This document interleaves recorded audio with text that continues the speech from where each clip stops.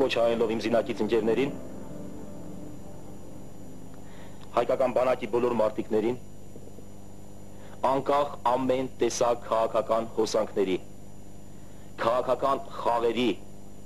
դուք հայոց բանակի զինվորներ եք, դուք պարտավոր եք պաշտպանելու հայ ժողովրդին, հայ ժողովրդի սահմանները, հայ ժողովրդի անձեռն մխելիությունը,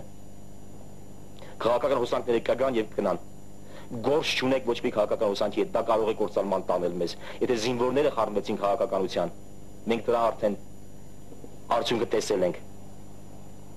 երկիրը կործանվի։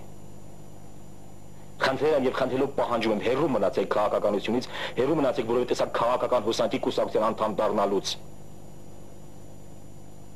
Իսկ ովքեր օրինավոր, կանոնավոր բանակի մեջ կմտցնենք, փորձենք կուսակցականություն մտցնենք գաղափարախոսություն տանել, ուղղակի պիտի դրանք բաժվեն որպես դավաճաններ, համապատասխան քրեական օրենսգրքի։ Բոլոր կամավորականներին, իմ հրաշալի ընկերներին խնդրում եմ, թշնամուն թողած, իրական թշնամուն թողած ձեր մեջ, ձեր կողքին, ձեր եղբայրների, ազգակիցների մեջ դավաճաններ մի փնտրեք։ Եվ եթե համաձայն եք ինձ հետ, վաղը չէ մյուս օրը, ընդամենը վաղը չէ մյուս օրը։ Յուրաքանչյուր շրջանից, Հայաստանը 36 թե քանի շրջան ունի չգիտեմ, յուրաքանչյուր քաղաքի յուրաքանչյուր շրջանից, եթե ընդամենը 10-15 տղա գա, մենք կունենանք 500 հոգանոց, ես խնդրում եմ ճիշտ հասկանաք, կարելի է հավաքել տասնյակ հազարներ, ես ուզում եմ 500 հոգանոց մահապարտների մի զորագունդ։ Այդ զորագունդը պիտի կրվի ամենավտանգավոր տեղում, որտեղ ապրել մեռնելու հավանականությունը 50%-50%-ի նկատմամբ է։ Վաղը չէ մյուս օրը, յուրաքանչյուր շրջանից 10-ից 15 հոգի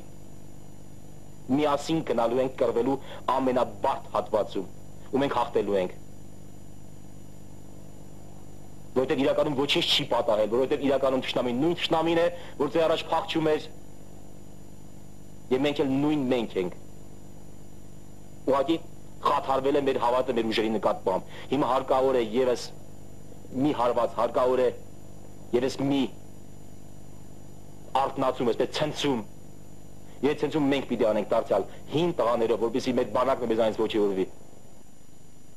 Մահապարտները